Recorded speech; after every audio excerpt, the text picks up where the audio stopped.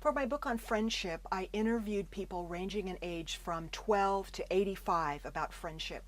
And they told me so many fantastic stories, so many warm feelings about friendship. And they also talked about friendship challenges today.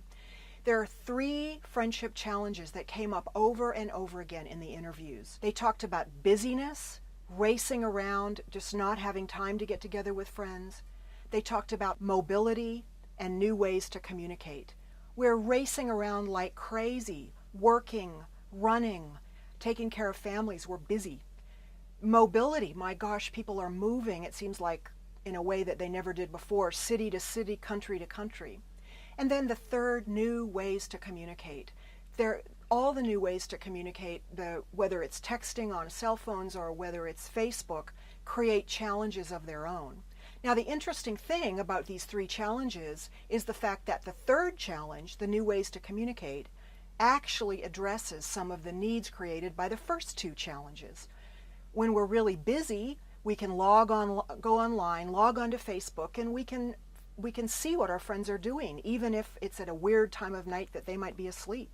When you move from one place to another, you can stay in touch with people in a way that you couldn't even just 20 years ago. So the new ways to communicate are a huge gift, but they create a whole set of challenges as well.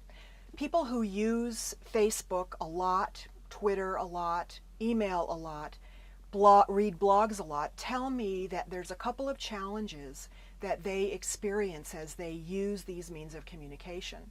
The first challenge is feeling like a voyeur, and sometimes they feel like they're addicted to electronic communication rather than addicted to face-to-face connections with their friends.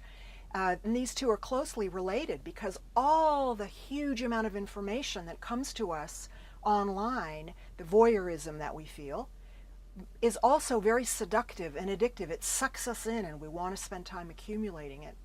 You've probably read some of these amazingly strong opinions that Twitter and Facebook are just downright evil and destructive. I think we need a more nuanced approach than throwing them out entirely, because electronic communication is embedded in everyday life for just about everybody today. The challenge, I think, is to think about, what does love look like? What does love look like in face-to-face relationships, and what does love look like in electronic relationships? That's our challenge.